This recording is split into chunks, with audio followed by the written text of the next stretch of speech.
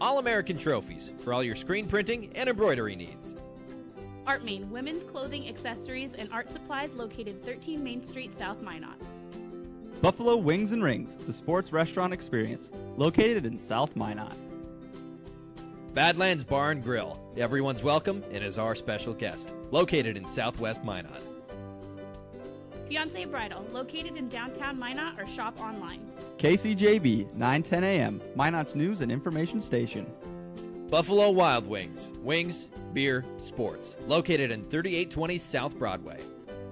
KIZZ FM Z94, Minot's only station for today's hit music. Mix 99.9, Minot's best music mix. Happy Joe's Pizza and Ice Cream, good times to be together. KRRZ 1390 AM, Minot's classic hits. KZTR 105.3 The Fox, Minot's rock station. Jacobson Music, a family-owned business with 3 locations in Dickinson, Bismarck, and Minot.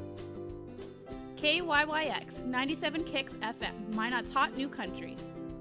MSU Beaver Hockey. Visit us online at msubeaverhockey.com or on Facebook and Twitter. Qdoba, easy, on time, full of flavor. MSU Theater Department, offering the highest quality of entertainment at Minot State. Forward Communication brings employers, retailers, and other professionals from the Midwest to connect under one roof. MSU Bookstore for all of your school supplies and MSU gear, located on campus. Red and Green, Minot State's official student-run newspaper. Magic City Hoagies, a locally owned sandwich shop, located in Southwest Minot. Spicy Pie, pizza, grinders, and beer, located at Beaver Ridge Plaza. Mike Blessum, State Farm Insurance Agent at 11th Avenue, Southwest Minot. Taco John's, offering fresh tacos, burritos, nachos, and breakfast.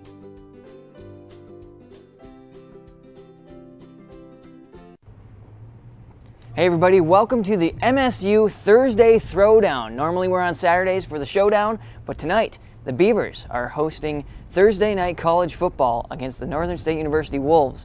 So we've got Coach with us. We'll be talking with him in just a bit. Let's see what Layn has at the sports desk tonight. What we've got for this weekend is 7 games being played on Saturday. We are the only game going on tonight, Leif. But with that, though, we've got a couple of big games this weekend. Mainly, though, we're going to be seeing 2 undefeated teams playing against each other to decide the top of the NSIC. Back to you. All right, well, thanks, Layn. Let's talk about the game last week against the Marauders. Quick rundown here. The Beaver football team went to Bismarck to take on the in-state rival University of Mary Marauders for the Battle of the Big Lake Trophy last Saturday. It didn't take long for the Marauders to get things rolling in their favor. In the first 5 minutes, as plays resulted in a touchdown, they marched the ball 75 yards on 9 plays. The point after was missed, and the Beavers would be unsuccessful for the whole first quarter. The University of Mary was able to capitalize at the end of the first, scoring once more to go up 12-0 heading into the second. Midway through the second quarter, quarterback Zach Cunha ran the ball for 29 yards to put the Beavers on the board. It was a nice set of 9 plays to take Minot 90 yards to score. And the Beavers were able to tie it up as the half approached with Larry Overstreet running it in from 19 yards out. Both PAT attempts were blocked, so 12-12 would remain the score.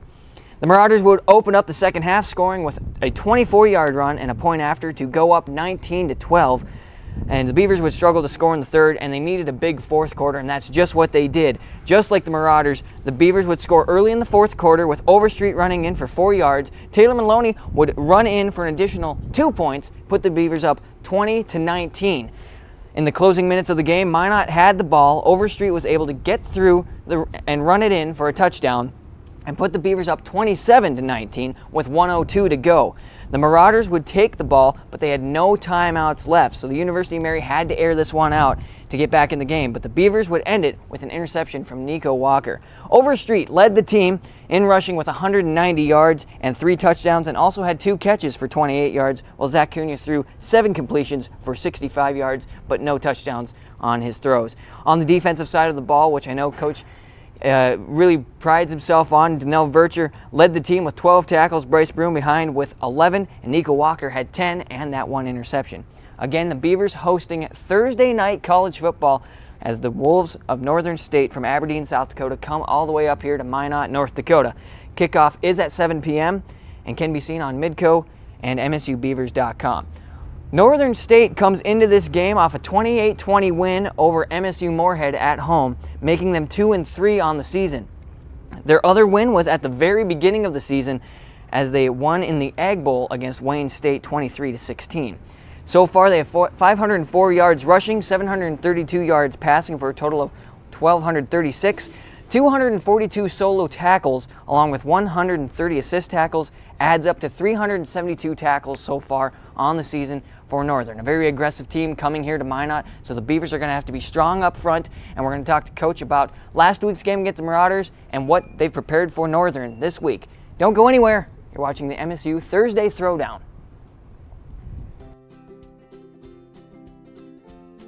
All-American trophies for all your screen printing and embroidery needs. Art Main, women's clothing, accessories, and art supplies located 13 Main Street, South Minot. Buffalo Wings and Rings, the sports restaurant experience, located in South Minot. Badlands Bar and Grill. Everyone's welcome and is our special guest. Located in Southwest Minot. Fiance Bridal, located in downtown Minot or shop online. KCJB, 9:10 a.m., Minot's news and information station. Buffalo Wild Wings. Wings, beer, sports. Located in 3820 South Broadway. KIZZ FM Z94, Minot's only station for today's hit music. Mix 99.9, Minot's best music mix. Happy Joe's Pizza and Ice Cream. Good times to be together. KRRZ 1390 AM, Minot's classic hits. KZTR 105.3 The Fox, Minot's rock station. Jacobson Music, a family-owned business with 3 locations in Dickinson, Bismarck, and Minot. KYYX 97 Kicks FM, Minot's hot new country. MSU Beaver Hockey. Visit us online at msubeaverhockey.com or on Facebook and Twitter. Qdoba, easy, on time, full of flavor. MSU Theater Department, offering the highest quality of entertainment at Minot State. Forward Communication brings employers, retailers, and other professionals from the Midwest to connect under one roof. MSU Bookstore for all of your school supplies and MSU gear, located on campus. Red and Green, Minot State's official student-run newspaper. Magic City Hoagies, a locally owned sandwich shop, located in Southwest Minot. Spicy Pie, pizza, grinders, and beer, located at Beaver Ridge Plaza. Mike Blessum, State Farm Insurance Agent at 11th Avenue, Southwest Minot. Taco John's, offering fresh tacos, burritos, nachos, and breakfast.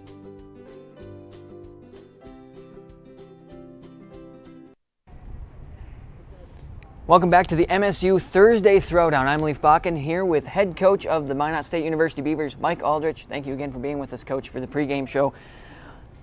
Coach, let's talk about the big win and get to retain the trophy for Battle of the Big Lake. I saw it back up in the press box. Big first win. When I was working on volleyball and got to watch the first drive, I'm sure it was a little aggravating to come out to be in Bismarck and the Marauders just drive it down and score. Was there a little bit of talk on the sideline after to the defense after a drive, a very good drive by the Marauders? Yeah, it was. I mean, it was a really good drive that Mary put together. They were still running their triple option and doing the things that they wanted to do. We went into the game with 3 defensive calls, and that was it. That we had practiced all week, and the one that our guys felt the most comfortable with coming out of practice was the one that we called in that first drive, and I decided to stay in it the entire drive for a couple of reasons. One, that's what they were confident in. 2, I wanted to see what Mary was trying to do in their blocking schemes versus that front and what we were showing them, and then be able to coach our guys up when they were making mistakes on how we should do that one better. And unfortunately, they went down the field on us way easier than I would have liked them to do. But we were able to learn a lot for later in the game. So after that drive, did a lot of your defensive leaders step up and say, hey, let's get this job done and stop these guys the next time, or was that more of a coaching effort on your end? Well, we didn't get much time to really go over a lot of our adjustments and talk a lot of things through. Unfortunately, our offense had the ball for 3 plays and we had to punt, so we had to get back out on the field. And so then for that second drive, we called defense number 2, something that they called last year. So a lot of our vets were comfortable with it. We didn't do great on it. We did some things good, but they took advantage of us on a couple things as well and converted some third downs, and they had some bigger plays that they were kept us from getting off the field, and they converted a fake field goal for 1 yard, which I can live with that, but it was still for a first down. Right. And then they were able to get down and score. So that led us into having to go to call number 3, which ended up being really good for us. On the other side of the ball, Overstreet performed really well, put all 3 touchdowns in. What's the progression you've seen from him and how he's really stepped up on the field? Well, I think, you look week to week, you got to be able to take what the defense gives you. And, against Winona State the week before, we didn't have any success running the football. It was pretty abysmal. So for me, one of my main philosophies for us to be successful is we got to be able to run the football. And so we stuck with it, and we were able to have some of that success. We still wanted to balance ourselves out and throw the football, but that wasn't as good for us as we wanted it to be. So we knew we had to lean on our running backs to be able to toe the line for us, and they did a really good job. Right, good. And on that note as well, the way that Cunha's throwing, nothing wrong with it, but we just obviously found more success in the run than you did getting the passes out there. I saw his completion rate again wasn't top notch, but it wasn't terrible either. Well, we want it to be a lot better. I mean, we can't. It's 5 games in a row where our completion percentage is less than 50%, and we'd like to be at 60 to 65% on our completion rate. So we're missing some throws that we shouldn't miss. We're dropping some balls that we shouldn't drop. So you got a little bit of those 2 things going hand in hand. I think we're still making some decision mistakes that we don't need to be doing. Kind of in tennis, you call them unforced errors, and we're putting ourselves into that situation. So then when we had to lean on the run, and we got to be able to lean on our quarterbacks to run the football and keep other teams off balance. So final question about last week, then we'll move on to this week. $1 million question. I'm sure you've had it a bunch of times. I watched the last few plays, and I looked at it and said, we're not in victory formation. Snap the ball, Larry gets the ball, he runs through, Marauders aren't going after it, our guys aren't necessarily making a move either, and Larry just covers up the ball, goes up the middle, and then he takes off. And nobody in sight. Was there miscommunication there, or was that all drawn out and we didn't expect the Marauders to give up? What kind of happened in that last play for us? Well, I mean, leading up to that whole last series, you kind of have a worksheet that tells you how much time is on the clock versus how many timeouts they have left or don't have left. And then you know whether you can just kneel it out and be able to get out of the game. I think we were at our list says 2:19 that we should be able to just kneel it out and the game's over. And I think we were at I want to say right around 2:05 when we started that drive. So I wanted to run the football at least once, see what the clock said. I just didn't want to get to 4th down and have too many seconds left. And so we got some positive yards, and then I wanted to run the ball one more time. No means we're not padding stats or doing any of those type of things. I just wanted to make sure we get enough of this clock to tick off. And so they decided, since we were going to run the football, they were going to let us score so they could get the ball back, which was a good call on their part. I don't know if I'd ever have the guts to do it as a defensive coach. So Larry got into the open. You watch him on film. He's looking around. He's surprised that nobody's coming after him. And so then once he breaks into the open and we all realize what Mary was doing, we were trying to tell him to take a knee and just go down, and because then we knew the game would be over.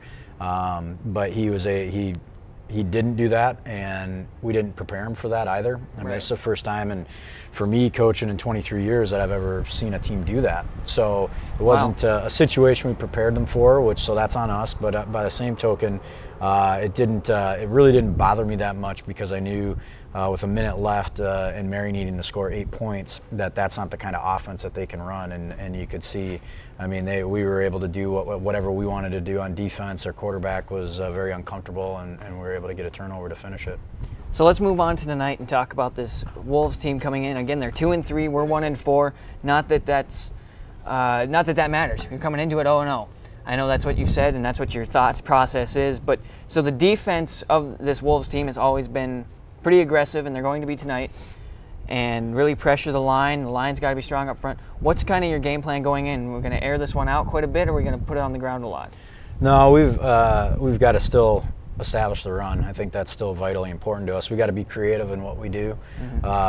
When a team wants to be very aggressive and bring a lot of guys on blitzes and things like that, sometimes if you just try to run right into it, you're just knocking your head against the wall. So we've got some things. We're going to try to spread them out, force them to have to cover us and spread the field, which will open up some natural run lanes. Rely on our quarterbacks to run the football and be a major part of our success on offense. Is going to fall on our quarterback run game, and then be able to do that. Then you can lighten them up and either come back on the run because they're worried about how spread out you are, or if they continue to stack the box, and we got to be able to beat them with the pass. On the defensive side of the ball, what's your plan? Do you plan on blitzing quite a bit against this line or and against this offense, or do you think you're just going to cover what you got to cover? Well, our first goal is to stop the run. They're very shaky when it comes to the pass game. So if we can handle the run, they've got a very quality running back. If we can handle him, keep him in check, and force them to have to throw out of desperation, that'll play right into our hands. So we've got to be able to do that. We've got a number of ways we can do it. We got some base calls, some blitz calls, some zone blitz calls, things like that we'll do. But our whole game plan is we got to be able to win first and second down in the run game, and then get them to third and long, and then be able to really get after their quarterback. Right. On the special team side of things, I know you said the kicker is going to push through the pain a little bit. He's a little injured, but going to push through. Any special plans on that end of things other than just put the ball through the uprights, right? Right. Yeah, Jose will play. He hurt his toe in the game on Saturday. It hurt him a lot, and even on that last perfect punt that we needed, I mean, he kicked the nose of the football on his sore toe, which wasn't good for him. But he's had the week off to rehab, and we haven't been kicking him all week. But he'll come in. He kicked a little bit today, so he'll come in and he'll be in good shape. He's just got to fight through some pain. And then as far as putting the ball through the uprights, I mean, we've got a number of 2-point plays that we've got ready to go. And shoot, if we can convert 1 out of 2 2-point plays, it's just like converting both extra points. So don't be surprised to see us go for 2 on a normal touchdown situation. Awesome. Also, just kind of running through quick. Also, what you do on a short week? You're playing Thursday night after playing Saturday. Had to adjust everything forward. Is there any surprises or anything that you kind of ran into in this week preparing for Northern? Well, we had to really squeeze it down. Typically on a Saturday game, you bring the guys back in on Sunday. You watch the film, you go through your meetings with them, they go and get a recovery workout in, so then that way they can go into Monday for a day off and then be ready to go for the rest of practice. We didn't have that luxury, so we practiced Sunday night at 7 o'clock. We as coaches, as soon as we got back from Bismarck Saturday, we were watching film and breaking them down. So I don't know. I feel like I've slept about 4 hours every day here this week. But we also know that we're going to have some good time off after this game, a couple extra days that we don't normally have to be able to recover and put ourselves in good position for the next one. Awesome. Well, best of luck tonight. Appreciate it. Coach Mike Aldrich of the Minot State University Beavers taking on the Northern State Wolves from Aberdeen. Layn, you've got more on the NSIC and what the Beavers are doing this weekend. Alrighty, thank you, Leif. And then looking around the league, we've got 7 games being played on Saturday. 3 games will be kicking off at 1 o'clock. First, we'll have Southwest Minnesota State taking on Wayne State. Both of these teams are 2-3 on the season, and both squads are currently on 2-game losing streaks. UMary will be traveling to play the Bemidji State Beavers. The UMary Marauders lost last weekend to our Minot State Beavers, 27-19. Lastly, at 1, Minnesota Crookston will make the short journey to St. Cloud to take on the 3-2 Huskies at home. The 2-3 Augustana Vikings will be playing at 1:30 against Minnesota Mankato, who are undefeated on the season. Their closest game thus far was a 15-point victory over Minnesota Duluth on September 16th. At 2, Minnesota Duluth will kick off against MSU Moorhead for Moorhead's homecoming game. Concordia St. Paul will be playing against Upper Iowa at precisely 5:07. Lastly, at 6 is my game of the week. Winona State faces off against Sioux Falls. This will be a battle of 2 undefeated teams. The winner can look to finish on top of the NSIC this season. Minot State Cross Country will be traveling to Jamestown on Friday for the Jimmy Invite. Men start at 4, women start at 4:45. Devin Shumway has been the Beaver men's top finisher at their last 2 meets. Jana Jones has led the Beaver women in their last 2 meets. Women's soccer will be playing 2 games this weekend. Starting at 7 on Friday, the Beavers will take on Minnesota Duluth at the Herb, and then will travel to St. Cloud to take on the Huskies at 1 on Sunday. The Beavers are on a 2-game winning streak after taking down the University of Sioux Falls and Southwest Minnesota State last week.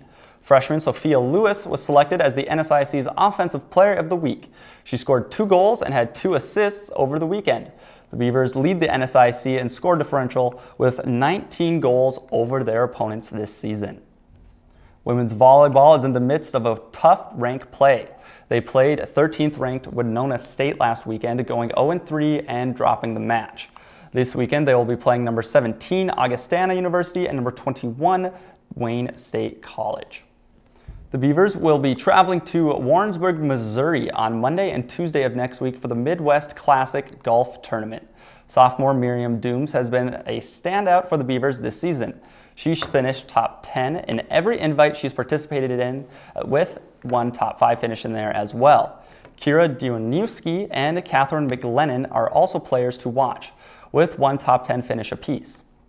And lastly, women's hockey will be having their home opener this weekend as they look to take on the University of Minnesota and play at the Mesa at 4 on Saturday and again at 1 on Sunday. That's all that we've got coming up this weekend for your Beavers and the NSIC football. With that, we're going to take a quick break to our underwriters and we'll be back. Leif and I will be talking about a couple of these games and our game tonight.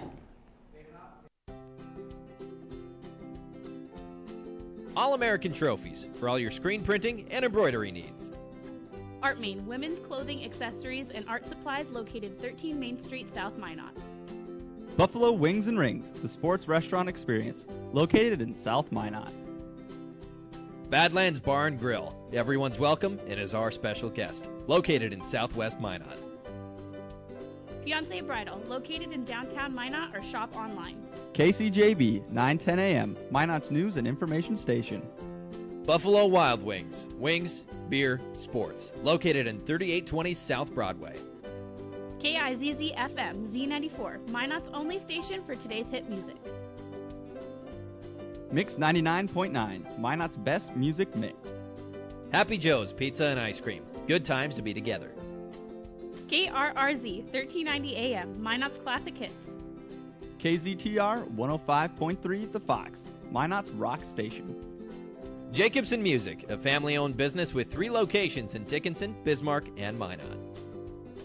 KYYX, 97 Kicks FM, Minot's hot new country.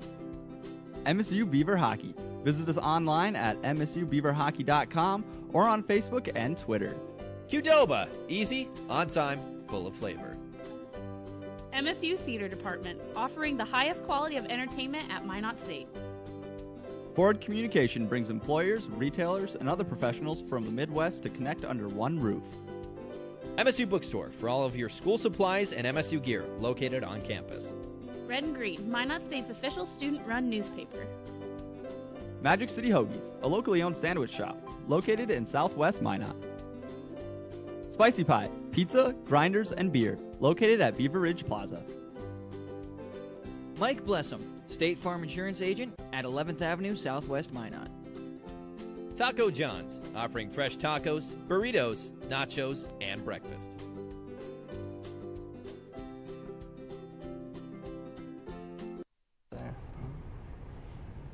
Hey everybody, welcome back to the MSU Thursday Throwdown. I'm Leif Bakken. Alongside Layn Sarsten. And Layn, lots of good stuff going on this weekend, and the Beavers taking on Northern tonight. Going to be a tough one. I don't know if you got to hear some of that interview, but what your thoughts are on this game tonight. I really want to see our Beavers come out strong after this last win that they had against UMary. I feel like if they can carry some of that momentum over, that'll be a great start for them, and then they'll give their defense the energy that they'll be needing. Absolutely. To win. And I think that the big thing here is to make sure the offense is strong and stays strong, especially with the tough defense coming in. Yeah. But I think the Beaver defense should be able to handle this Northern State Wolf team here coming in. So we'll see how that all goes. As for your stuff, we're going to dub the NSIC Game of the Week, the Winona game versus the University of Sioux Falls. Yeah. Why, you may ask? These two teams are undefeated. Aside, they're 2 of 3 as Minnesota State University Mankato is the other one. Yep. And they've got a good game. I talked to Coach before a little bit, and he talked about how Augustana and them usually have a pretty good game. So be watching for that one as well. But this Winona-Sioux Falls game should be really good. The teams match up pretty well. And actually looking on paper, there's actually a few things that you wrote down and notes. Yeah, I went and did a little bit of research because I was like, what's making these 5-0 teams 5-0? And really looking at it, Sioux Falls on the defensive side of the ball is really, really impressive, Leif. They have only given up 6.2 points per game. They've only given up 398 rushing yards total on the season with 1 touchdown. So they've been doing a great job stopping the run up front. I guess their weak spot, if you could call it a weak spot, is they've given up 870 passing yards with 3 touchdowns. That would be their weakest link. So stopping the rushing has been huge, but their pass defense is a little bit weaker as we look at the Winona side and see that they've given up 11.6 to their opponents points every game, 686 rushing yards given up with 3 touchdowns, 997 on the passing side with 3 touchdowns. So Winona a little bit, maybe their defense is going to face the wrath of the Cougars from Sioux Falls. Yeah, it very easily could, but when you look at the Sioux Falls offensive numbers, they tend to lean more towards the rushing side with over 1,300 yards on the ground and 12 touchdowns with only 882 passing yards and 4 touchdowns for the Cougars. So there you have it, Winona versus the University of Sioux Falls. That should be a big game coming up this weekend. Again, Beavers hosting Thursday night college football here at Herb Parker Stadium as the Northern State Wolves come to town. It's going to be a really big deal, and hopefully the Beavers can come up with the win. Again, just a lot of things that have to go into play, and it should all work out just fine for the Beavers, and really looking for that second W. Second, yeah, we got one now. We just got to get a couple more up on the board. Well, that is going to do it for our MSU Thursday Throwdown here on Channel 19 KMSU. Don't forget to catch the game tonight on Mid-Continent or on MSUBeavers.com. And that is going to do it for us for the Throwdown. I'm Leif Bakken. I'm Layn Sarsten. That is Matt Huffman. And MSU Inside Out is coming up right after us here on Channel 19 KMSU.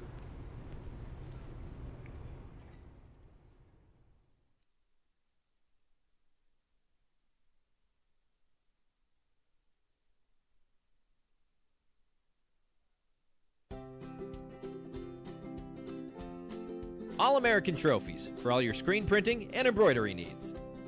Artmain, women's clothing, accessories, and art supplies located 13 Main Street, South Minot. Buffalo Wings and Rings, the sports restaurant Sports, located in 3820 South Broadway. KIZZ FM Z94, Minot's only station for today's hit music. Mix 99.9, Minot's best music mix.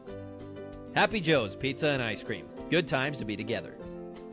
KRRZ 1390 AM, Minot's classic hits. KZTR 105.3 The Fox, Minot's rock station.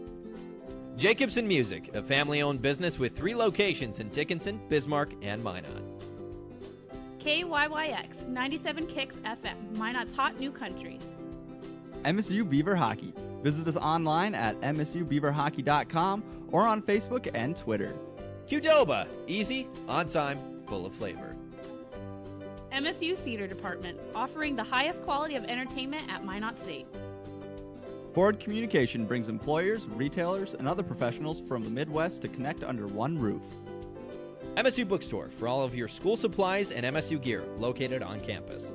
Red and Green, Minot State's official student-run newspaper. Magic City Hoagies, a locally owned sandwich shop located in southwest Minot. Spicy Pie, pizza, grinders, and beer, located at Beaver Ridge Plaza. Mike Blessum, State Farm Insurance Agent at 11th Avenue Southwest Minot. Taco John's, offering fresh tacos, burritos, nachos, and breakfast.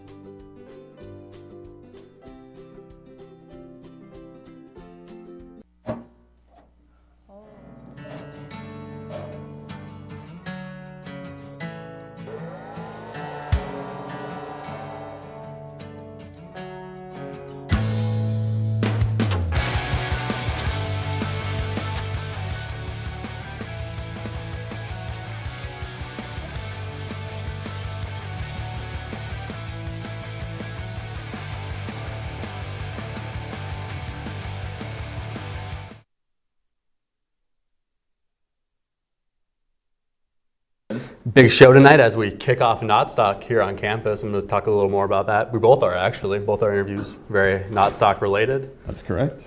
Blake's going to be talking to us a little bit about sports. We have some couple interviews from Nolan, one kind of out there. Yeah.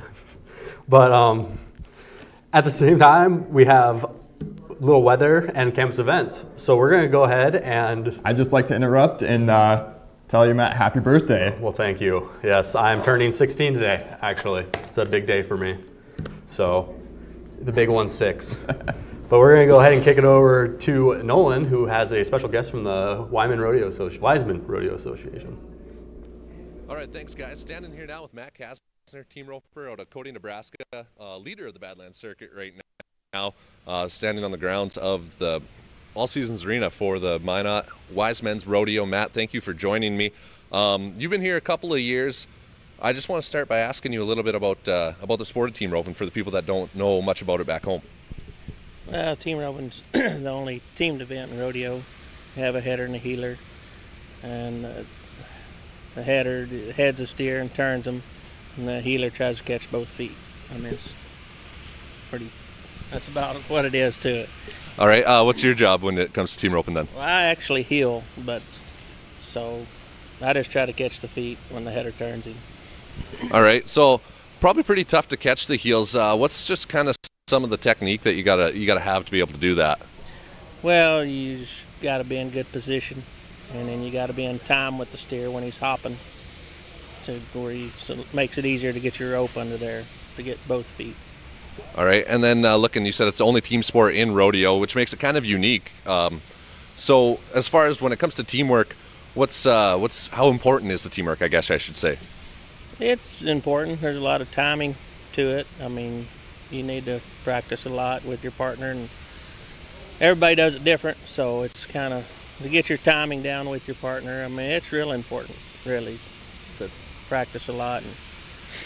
Okay, and you kind of have two other teammates too, with the horses. How big of a role do the horses play in team roping, and how do you train them for this event? Well, the horse is probably the most important part of it. You got to have a good horse. If you don't have a good horse, it's a lot harder. And I mean, I don't know, some people just buy horses that are already trained, and I started mine when he was 2, and he's 16 now, so I've had him a long time. And my partner starts all his horses and trains them, so it's very important. The horses are a very big part of it. All right, and the horses you use, are they horses you'd use in everyday life too, or is it just for this event especially? No, they're American quarter horses. No, we ranch on ours, and I ride mine outside a lot in the pasture gathering cows, and we do a lot on them. I mean, it's just, and it makes them better when you get to the rodeo. If you go ranch on them or just ride them outside and let them relax a little bit, it makes a big difference. All right, now on to the rodeo. I'll ask you a little about, I mentioned you were the leader of the Badlands circuit. Tell me a little bit about the Badlands circuit to start with. It's a great circuit. It's the rodeos are good all summer, and the circuit finals is it's the best one there is. 4 rounds, most of them are 3, and the payout's great. I mean, I think if you win it straight across here, you can win 11,000. I mean, that's big, and with the money counting now for the world standings, it's really important. It's a great circuit. The committee does a great job. And I've been here it's the 3rd time now, and I've enjoyed it. They're good to us, and it's good. All right, third time in Minot. What's it like coming to Minot? You come from Cody, Nebraska, so it's a bit of a hike. So what's it like when you come to Minot? It's good. I mean, we live 40 miles from any kind of town, so my wife can go shopping. I'm sure I'm a lot broker than I was when I got here, but it's good. I mean, it's nice to go to town. You can go out and eat and everybody. And like I say, the committee's really good, and they have some stuff after the rodeo, and it's good. They do a good job. All right, and now looking at the rest of the circuit too, how much travel and time does that take up out of I guess your year? I mean, you can go all summer. I think the rodeos start the end of May maybe, and you can go till, well, there's a couple weeks ago I went to the last one, so it goes about all summer. I mean, you can go as hard as you want to, if you want to, and they're all 4 or 5 hours from my house. You know, most of them. So, but I'll leave in the summer and be gone most of the summer anyway, so it's not too bad. Okay, and now looking at the circuit and where it will lead you, can you qualify for National Finals Rodeo with this circuit? Well, if you do really good here, I mean, it's a great boost. I mean, it's first of the year. This is the first rodeo that counts for the world standing. So, yeah, I mean, you can win. I mean, a guy can win 7,000 or 8,000 here if he does decent. So it's really important. I mean, I think it took 68,000 to make it this year. So, I mean, if you can win 8,000 or 10,000 here, that's a big boost. Making it. And is that the end goal? Is making it there? It always is. I don't know. That's the main goal if you want to rodeo hard. But that's another deal with the circuit. You can go to all these and have a good finals to go to if you don't want to rodeo full time, and you'll still have a good finals to go to. So it's just kind of each contestant what they want to do and how much they want to travel. Okay, so one quick last question here too before we wrap up. I just want to ask you a little bit about what got you started in rodeo. My family friends had started having team ropings when I was probably 8 or 9. And we had horses and stuff, but we didn't. I mean, my dad started team roping, so I guess that's kind of how I got started. And just more people there at the house around there. I got in with them and met them, and just kind of started that way. I mean, I didn't grow up around it. We had horses and stuff and cows, but not grew up in a team roping family. All right, but you'll be in action tonight, 6:30. The rodeo kicks off right here at the All Seasons Arena. Matt, I want to thank you for joining me, and I'm going to wish you luck for tonight and throughout the rest of the weekend. But I'm going to throw it back into the studio now, and we'll be right back. Thank you for the insight into the world of team roping. Joining me now is a artisan screen printer out of Chicago, Illinois, and being part of the featured guest for the 11th annual Knot Stock.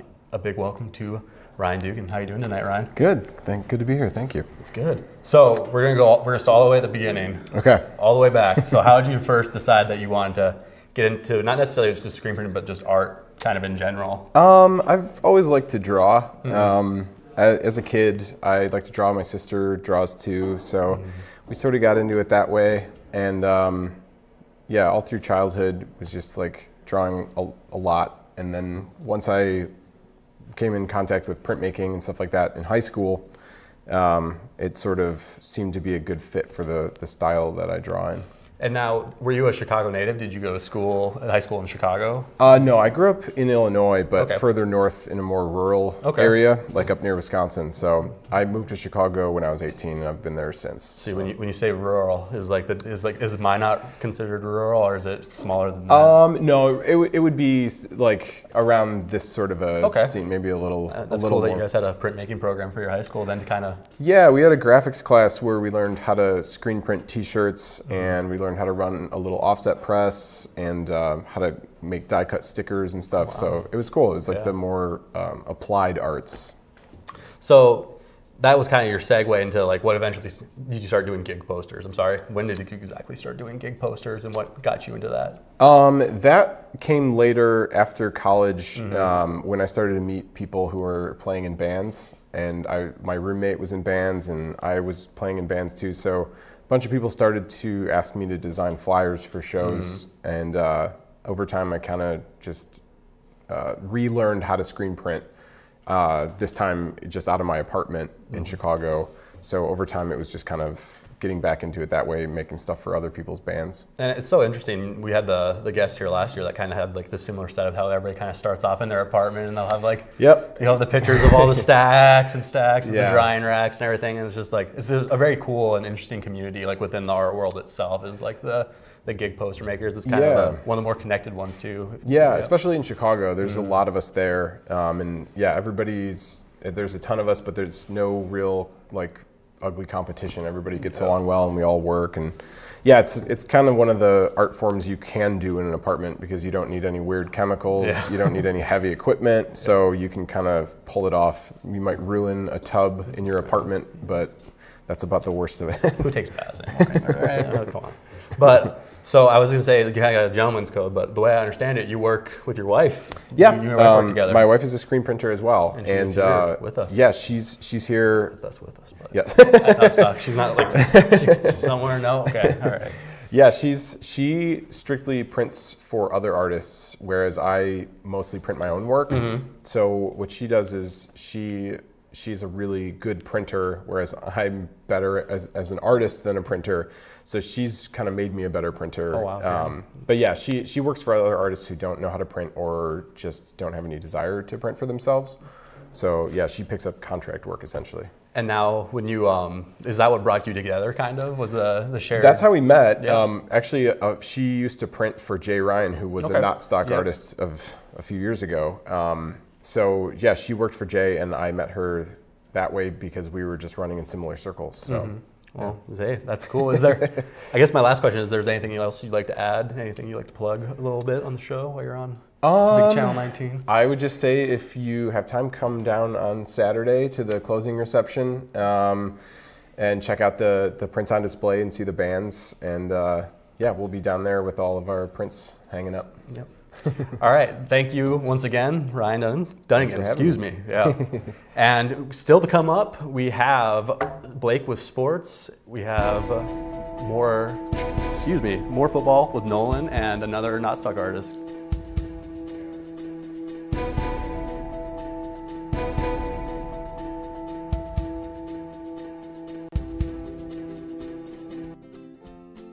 All-American trophies for all your screen printing and embroidery needs. Artmain, women's clothing, accessories, and art supplies located 13 Main Street, South Minot. Buffalo Wings and Rings, the sports restaurant experience, located in South Minot. Badlands Bar and Grill, everyone's welcome and is our special guest, located in Southwest Minot. Fiance Bridal, located in downtown Minot or shop online. KCJB, 9:10 a.m., Minot's news and information station. Buffalo Wild Wings, wings, beer, sports, located in 3820 South Broadway. KIZZ FM Z94, Minot's only station for today's hit music. Mix 99.9, Minot's best music mix. Happy Joe's Pizza and Ice Cream, good times to be together. KRRZ 1390 AM, Minot's classic hits.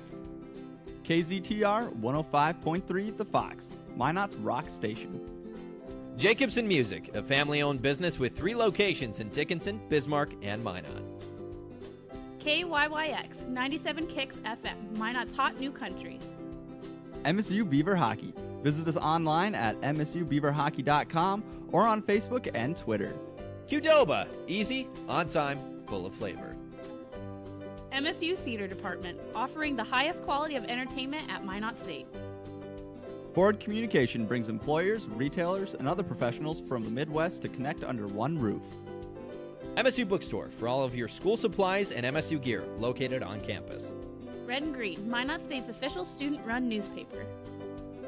Magic City Hoagies, a locally owned sandwich shop, located in Southwest Minot.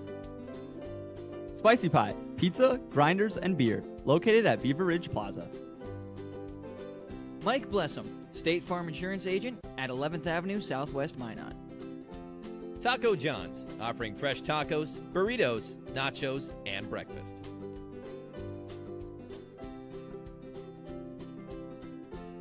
Welcome back to MSU Inside Out. We're just going to roll right over to it. Big week for the Beavers in terms of football, at least. You know, picking up that first W and then kicking off the short week by they're playing tonight, almost immediately following this. Yeah, it was a huge game last weekend. They claimed their third straight title, the Battle of the Big Lake. Battle of Big Lake, and rivals. It was 27-19 that they beat rival U Mary's. A pretty good effort for them on the road. All right. MSU football team picked up their first win on the season on the road last weekend against rival U Mary. A 2-point conversion and 2 late interceptions secured a 27-19 victory for the Beavers. It was their third consecutive Battle of the Big Lake victory. They will look to extend the winning streak to 2 tonight when Northern State visits Herb Parker Stadium. Kickoff 7 p.m. The MSU volleyball team fell in straight sets this past weekend at the hands of Upper Iowa and Minot State. The 2 losses dropped the Beavers' conference record to 0-7 and 3-12 overall in the season. The loss extends their losing streak to 11 games. It is in a little bit of a tough stretch for the Beavers as their next 3 conference opponents are nationally ranked. The Beavs are hoping that home court will play to their favor. They will be at home for 2 matches this weekend, hosting the Augustana on Friday at 5 p.m. and Wayne State Saturday afternoon. The MSU the MSU women's hockey team opens up the season this weekend against the University of Minnesota State. The Beavers are coming off a 2016-17 season where they had a magical run to the semifinals in nationals, but fell short after losing to NDSU. Puck drop at 4 p.m. Saturday and 1 p.m. on Sunday at Pepsi Rink at Mesa Arena. The Minot State men's hockey team came out victorious last Friday against the Jamestown Jimmies by a score of 3-1. The win keeps the Beavers' record at a perfect 4-0 on the season. The Beavers' hot start is led by goaltender Holden Kurtz, who is 2-0 on the season and has yet to allow a goal all season. The Beavers will host the Williston Tetons next Wednesday as they look to extend the winning streak to 5 games. Beavers on a little bit of a roll here. They went all the way to the semifinals last year in Nationals. It's off to a good start this year, 4-0 in the season. They might even go further this year. It's good to be optimistic, I think. Yeah, it's a championship or bust, as Wade says, and it's going to be a good season for them, I think. I think it will for sure, Blake. Thank you. All right, joining us today is a ceramic artist for Pottstock, as well as an artist who takes extreme pride in his art. Please welcome Guillermo Guardia. Guillermo Guardia, very good. Guillermo, thanks for taking time out of your day to be with us today. Thank you for having me here.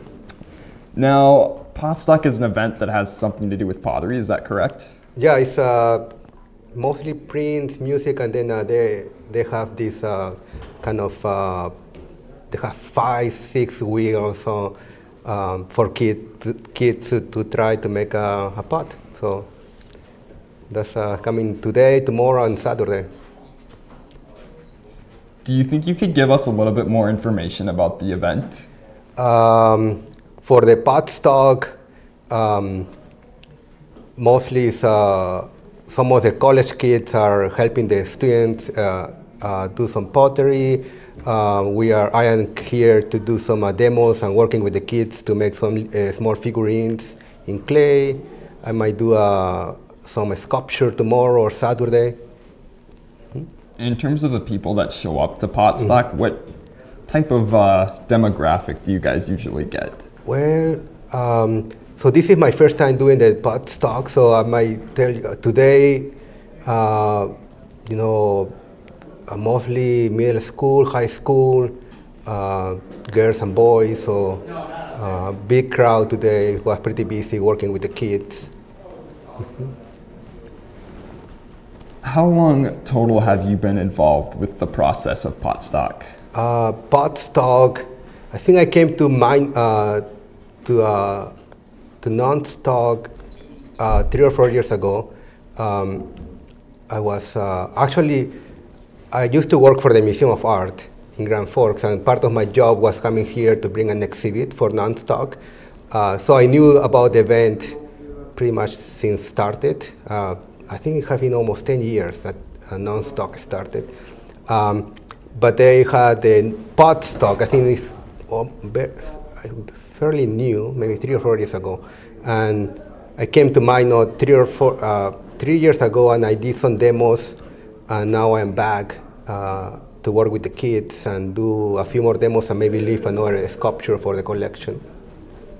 Now, I'm not a very good artist myself, but I can definitely appreciate a good piece of art when I see it. What was the thing that inspired you the most to get into art?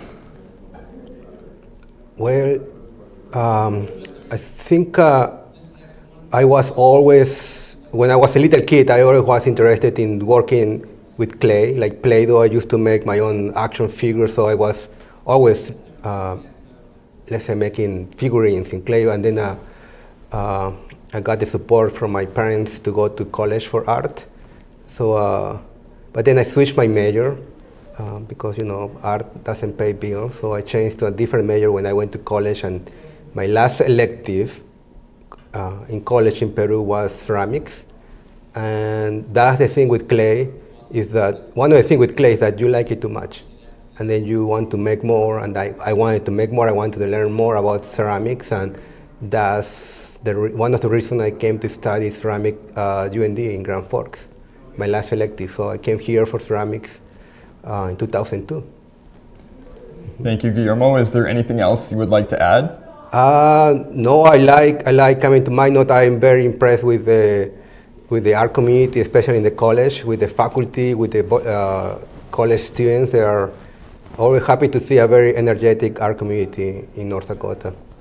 Make sure you guys show up for Not Stock going on Thursday, October 5th through Saturday, October 7th. Now we're going to throw it to Nolan, who is standing by with an interview. Nolan? All right, thanks, Dalen. Standing here now with Stacy Deal, the grill master for the First International Bank and Trust tailgating area. Stacy, I want to thank you for joining me here, taking time out of your day and time away from the grill here for the tailgating before the MSU football game. First, I want to ask you a little bit about what you guys do over there at the First International spot. Well, for all of the home games, we tailgate, we grill food, we have drink for everyone. It's a pretty good time, so supporting the team and whatever. So, yeah. All right, how long have you guys been coming out to these games and filling your spot, I guess? Oh, many years. We have 5 spots over there that we take up, and we usually have music and everything else. So I bet you 10, 15 years. So. Okay, so you've been here for a while. You're not a rookie to the tailgating game by no means. So what's kind of some of the daily things or the weekly things, I guess I should say, you do for the tailgating? Well, there's a lot of prep work. I mean, I'm talking just getting the food and all the supplies, and then the cleanup after. It's not too big a deal, but it's there's some work that goes into it. But the bank supports everything we do. So yeah. All right.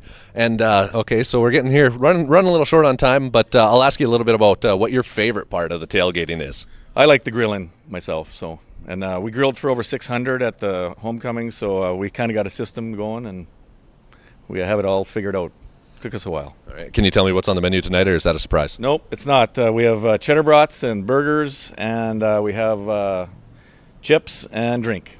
So. Okay. And before I send it back to the studio here, I'm going to ask you what's the outcome for tonight's game? Do you got a prediction for me? Win by 3.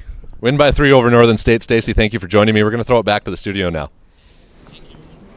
Thank you, Nolan, for that interview. Still to come on MSU Inside Out, we have the weather and some campus events. But until then, we're going to kick it to our underwriters.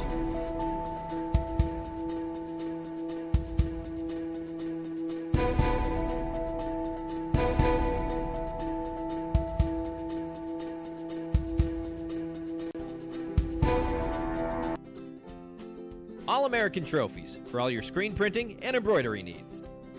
ArtMain, women's clothing, accessories, and art supplies located 13 Main Street, South Minot. Buffalo Wings and Rings, the sports restaurant experience, located in South Minot. Badlands Bar and Grill, everyone's welcome and is our special guest, located in Southwest Minot. Fiancé Bridal, located in downtown Minot or shop online. KCJB, 9:10 a.m., Minot's news and information station. Buffalo Wild Wings, wings, beer, sports, located in 3820 South Broadway. KIZZ FM Z94, Minot's only station for today's hit music. Mix 99.9, Minot's best music mix. Happy Joe's Pizza and Ice Cream, good times to be together. KRRZ 1390 AM, Minot's classic hits. KZTR 105.3 The Fox, Minot's rock station. Jacobson Music, a family-owned business with 3 locations in Dickinson, Bismarck, and Minot. KYYX 97 Kicks FM, Minot's hot new country. MSU Beaver Hockey, Visit us online at msubeaverhockey.com or on Facebook and Twitter. Qdoba, easy, on time, full of flavor. MSU Theater Department, offering the highest quality of entertainment at Minot State. Forward Communication brings employers, retailers, and other professionals from the Midwest to connect under one roof. MSU Bookstore for all of your school supplies and MSU gear, located on campus. Red and Green, Minot State's official student-run newspaper. Magic City Hoagies, a locally owned sandwich shop, located in Southwest Minot. Spicy Pie, pizza, grinders, and beer, located at Beaver Ridge Plaza. Mike Blessum, State Farm Insurance Agent at 11th Avenue, Southwest Minot. Taco John's, offering fresh tacos, burritos, nachos, and breakfast.